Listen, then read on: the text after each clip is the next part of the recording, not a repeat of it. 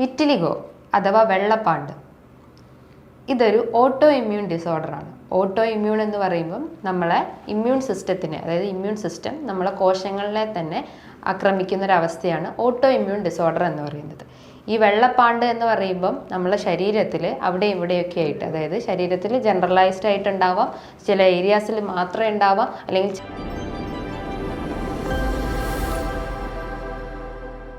Hi, ഞാൻ doctor Juhi Das, Q&B health കെയറിലെ homeopathic ഫിസിഷ്യനാണ്.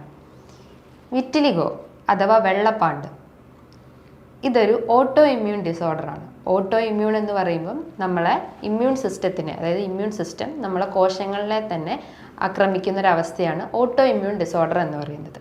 ഈ വെള്ളപ്പാണ്ട് എന്ന് പറയുമ്പം നമ്മളെ ശരീരത്തിൽ അവിടെയും ഇവിടെയൊക്കെ ആയിട്ട്, അതായത് ശരീരത്തിൽ ജനറലൈസ്ഡ് ആയിട്ടുണ്ടാവാം, ചില ഏരിയാസിൽ മാത്രമേ ഉണ്ടാവാം, അല്ലെങ്കിൽ ചെറിയ ചെറിയ സെഗ്മെൻ്റ് ആയിട്ടും ഉണ്ടാവാം. അങ്ങനെ പല ഏരിയാസിലും വെള്ള കളറിൽ, അതായത് വെള്ള പിങ്ക് കളറിലൊക്കെ ഉണ്ടാകുന്ന ഒരു തരം പിഗ്മെൻറ്റേഷൻ, അതായത് വൈറ്റിഷ് പിഗ്മെൻറ്റേഷനാണ് ഈ വിറ്റിലിഗോ എന്ന് പറയുന്നത്.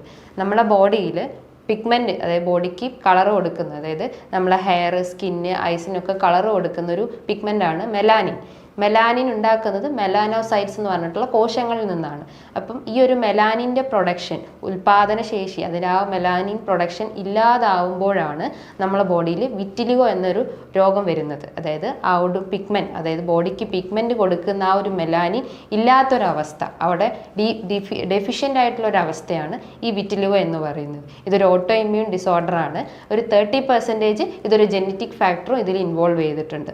ഈ വിറ്റിലിഗോ വരാനുള്ള പ്രധാനപ്പെട്ട കാരണങ്ങൾ എന്ന് പറഞ്ഞു കഴിഞ്ഞാൽ, ഒന്ന്, അതൊരു ഓട്ടോ ഇമ്മ്യൂൺ ഡിസോർഡറാണ്. നമുക്ക് മറ്റെന്തെങ്കിലും ഓട്ടോ ഇമ്മ്യൂൺ ഡിസോർഡർ ഉണ്ടെങ്കിൽ, തൈറോയിഡ്, SLE അല്ലെങ്കിൽ ഡയബറ്റിസ്, അങ്ങനെ പല ഓട്ടോ ഇമ്മ്യൂൺ ഡിസോർഡർ നമ്മുടെ ബോഡിയിൽ ഉണ്ടെങ്കിൽ ആ ഒരു 30% ഇത് വരാനുള്ള ഒരു ചാൻസ് ഉണ്ട്.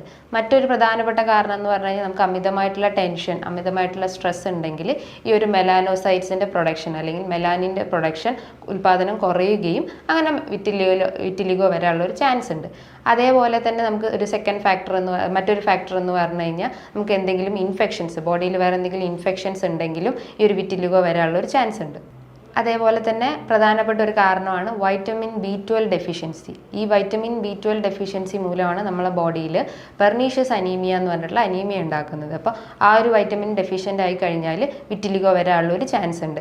അതേപോലെ നമ്മൾ കൂടുതലായിട്ടും കെമിക്കൽസ് അല്ലെങ്കിൽ എന്തെങ്കിലും പെസ്റ്റിസൈഡ്സിനൊക്കെ എക്സ്പോഷർ ആയിട്ടുള്ള, എന്തെങ്കിലും ഫാക്ടറീസിലൊക്കെ കൂടുതൽ വർക്ക് ചെയ്യുന്ന ആളുകളുണ്ടെങ്കിൽ അവർ കൂടുതലായിട്ടും ഈ കെമിക്കൽസിനൊക്കെ കൂടുതലായിട്ട് എക്സ്പോഷർ ആവും. അപ്പോൾ അങ്ങനെയും അവരുടെ ബോഡിയിൽ ആ ഒരു മെലാനോസൈറ്റ്സിൻ്റെ പ്രൊഡക്ഷൻ കുറയുകയും അങ്ങനെ ഒരു പിഗ്മെന്റഡ് അവസ്ഥ വരികയും ചെയ്യുന്നു. മറ്റ് ഇൻഫെക്ഷസ് ഡിസീസിനെ പോലെ ഈ ഒരു രോഗം, ഈ ഒരു വിറ്റിലിഗോ അല്ലെങ്കിൽ ല്യൂക്കോഡെർമ എന്ന് പറഞ്ഞ ഒരു വെള്ളപ്പാണ്ട് സ്പ്രെഡ് ചെയ്യാനുള്ളൊരു യാതൊരു ചാൻസും ഇല്ല. അതേപോലെ തന്നെ ഇത് അത്ര അപകടകരമായിട്ടുള്ളൊരു രോഗമല്ല, ചികിത്സിച്ച് മാറ്റാവുന്നതാണ്. നമ്മളെ ബോഡിയിലെ മെലാനിൻ പ്രൊഡക്ഷൻ ഇമ്പ്രൂവ് ആക്കുന്ന രീതിയിലുള്ള ട്രീറ്റ്മെൻറ്റ്സ് നമ്മൾ എടുക്കുകയാണെങ്കിൽ ഈ ഒരു രോഗം നമുക്ക് പൂർണ്ണമായിട്ടും മാറ്റിയെടുക്കാവുന്നതാണ്. പലർക്കും ഈ ഒരു അസുഖം വന്നു കഴിഞ്ഞാൽ കൂടുതലായിട്ടും അവർക്കൊരു ഷൈ ഉണ്ടാവും, അതായത് സൊസൈറ്റിയിലേക്ക് ഇറങ്ങാനുള്ള ഒരു ബുദ്ധിമുട്ടുണ്ടാവും. ഒരു ഡിപ്രഷൻ സ്റ്റേജിലോട്ടൊക്കെ അവർ ലീഡ് ചെയ്യാനുള്ള ഒരു ചാൻസ് ഉണ്ട്. അതായത് ഭയങ്കര ആങ്ഷ്യസ് ആയിരിക്കും, ഭയങ്കര നെർവസ് ആയിരിക്കും. അതായത് അവരെ കൈകളിലും കാലുകളിലും ഒക്കെ ഇത്തരം ഒരു പിഗ്മെൻറ്റേഷൻ വന്നു കഴിഞ്ഞാൽ അവർക്ക് സൊസൈറ്റീനെ ഫേസ് ചെയ്യാനുള്ള ഒരു ബുദ്ധിമുട്ട് വളരെ ഉണ്ടാവും. അപ്പോൾ അങ്ങനത്തെ ബുദ്ധിമുട്ടുണ്ടെങ്കിൽ നമ്മൾ ഒരു പ്രോപ്പർ ട്രീറ്റ്മെൻറ്റ് എടുക്കണം.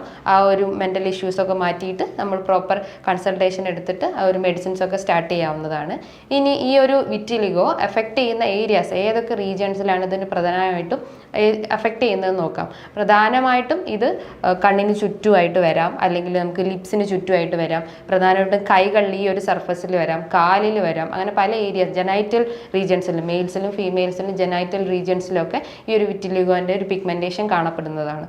ഈ ഒരു വിറ്റിലിഗോ പ്രധാനമായിട്ടും എഫക്റ്റ് ചെയ്യുന്ന ഒരു ഏജ് ഗ്രൂപ്പ് എന്ന് പറഞ്ഞാൽ ഒരു 10 വയസ്സ് മുതൽ 30 വയസ്സ് വരെയാണ്. അപ്പോൾ ആ ഒരു നമുക്ക് വിറ്റിലിഗോ വരാനുള്ള ഒരു ടെൻഡൻസി എന്ന് പറഞ്ഞു കഴിഞ്ഞാൽ, നമ്മളെ ബോഡിയിൽ എന്തെങ്കിലും സ്കാർ അല്ലെങ്കിൽ മുറിവ് ഉണ്ടായി കഴിഞ്ഞ് കഴിഞ്ഞാൽ അതിന് ചുറ്റും ഒരു വൈറ്റ് കളർ ഡെവലപ്പ് ചെയ്യാനുള്ള ഒരു ചാൻസ് ഉണ്ട്.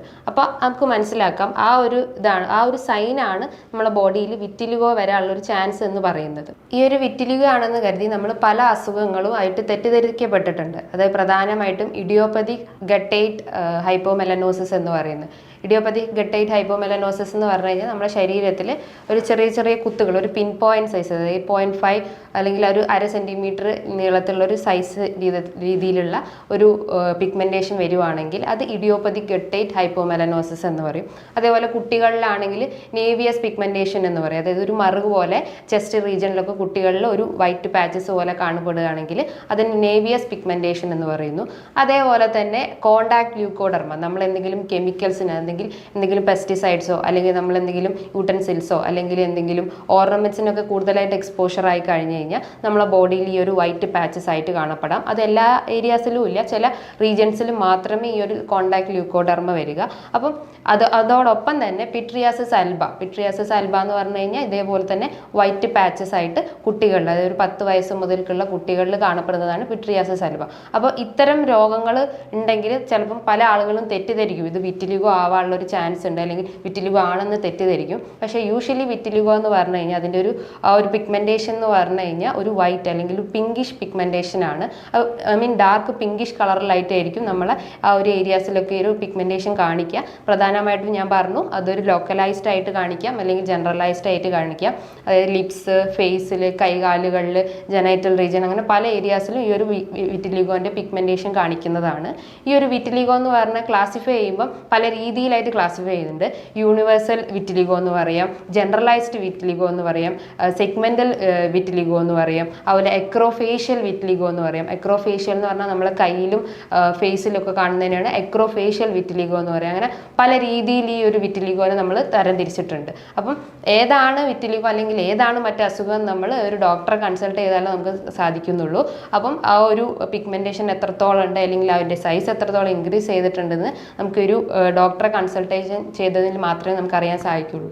ഈ ഒരു വിറ്റിലിഗോ അല്ലെങ്കിൽ ഈ ഒരു കേസ് വരുന്നതിൻ്റെ മുന്നേ നമ്മൾ ഈ ഒരു ബുദ്ധിമുട്ടുണ്ടെങ്കിൽ നമ്മൾ അവോയ്ഡ് ചെയ്യേണ്ട 2 കാര്യങ്ങൾ എന്ന് പറഞ്ഞാൽ നമ്മൾ കൂടുതലായിട്ടും സൺ എക്സ്പോഷർ, അതായത് വെയിൽ കൊള്ളുന്നത് ഒഴിവാക്കാൻ ശ്രമിക്കുക. നമുക്കറിയാം ഈ മെലാനിൻ്റെ സഹായത്തോടെയാണ് നമ്മളെ ബോഡിയിൽ യു വി റേസിൻ്റെ ആ ഒരു പ്രിവെൻഷൻ അല്ലെങ്കിൽ അതിന് പ്രൊട്ടക്റ്റ് ചെയ്യുന്നത്, യു വി റേസ് വരുന്നത് പ്രൊട്ടക്റ്റ് ചെയ്യുന്നത് ഈ ഒരു മെലാനിൻ്റെ സഹായത്തോടെയാണ്. അപ്പോൾ വിറ്റിലിഗോൻ്റെ കേസിൽ മെലാനിൻ്റെ പ്രൊഡക്ഷൻ ഇല്ലാത്തൊരവസ്ഥയാണ്. അപ്പം കൂടുതലായിട്ടുള്ള ആ ഒരു മെലാനിൻ പ്രൊഡക്ഷൻ കുറയുകയും നമ്മളെ ആ ഒരു സൺ എക്സ്പോഷർ കൂടുകയും ചെയ്യുന്നു. അപ്പം ആ ഒരു സൺ എക്സ്പോഷർ കുറയ്ക്കാൻ ശ്രമിക്കുക കഴിവതും. അതേപോലെ നമ്മൾ ഒഴിവാക്കേണ്ട ഒരു കാര്യമാണ് നമ്മൾ അമിതമായിട്ട്, അതായത് ടാറ്റു ചെയ്യുന്ന ആളുകൾ, സ്കിന്നിലൊക്കെ ടാറ്റു ചെയ്യുന്ന ആളുകളുണ്ടാവും. അപ്പോൾ അത് ഒഴിവാക്കാൻ ശ്രമിക്കുക. അതും നമ്മളെ ഒരു പിഗ്മെൻറ്റേഷൻ അല്ലെങ്കിൽ മെലാനോസൈറ്റ്സിൻ്റെ പ്രൊഡക്ഷൻ കുറയ്ക്കാനാണ് നോക്കുന്നത്.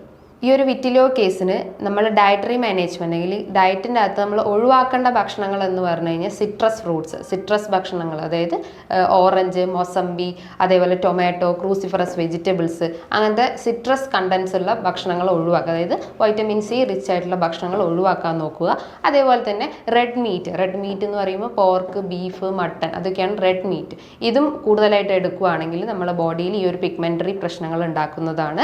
ഇതോടൊപ്പം തന്നെ മറ്റ് ലൈഫ് സ്റ്റൈൽ ഡിസീസൊക്കെ വരുന്നതാണ്. ഡയബറ്റിസ്, ഫാറ്റി ലിവർ, ഒബേസിറ്റി, അങ്ങനെ പല ബുദ്ധിമുട്ടുകളും ഈ ഒരു റെഡ് മീറ്റ് കൊണ്ട് നമുക്ക് ഉണ്ടാകുന്നതാണ്. പിന്നെ പ്രധാനമായിട്ട് ഒഴിവാക്കേണ്ട മെയിൻ കാരണം എന്ന് പറഞ്ഞാൽ എല്ലാ രോഗങ്ങൾക്കുള്ളത് തന്നെ ആൽക്കഹോളും സ്മോക്കിങ്ങും. ഇത് രണ്ടും പൂർണ്ണമായിട്ട് ഒഴിവാക്കി കഴിഞ്ഞാൽ മറ്റ് പല അസുഖങ്ങളും പ്രിവെൻറ്റ് ചെയ്യാൻ സഹായിക്കുന്നതാണ്. അതേപോലെ തന്നെ ലാസ്റ്റായിട്ട് നമ്മൾ ഒഴിവാക്കേണ്ട ഒരു കാര്യമാണ് ഗ്ലൂട്ടൻ ആയിട്ടുള്ള ആട്ട, മൈദ, റവ ആയിട്ടുള്ള ഭക്ഷണങ്ങൾ കഴിവതും ഒഴിവാക്കാൻ ശ്രമിക്കുക. പിന്നെ കൂടുതലായിട്ട് നമ്മൾ ധാന്യങ്ങൾ, അതായത് ഫ്രൂട്ട്സ് ഒക്കെ ഉൾപ്പെടുത്താവുന്നതാണ്.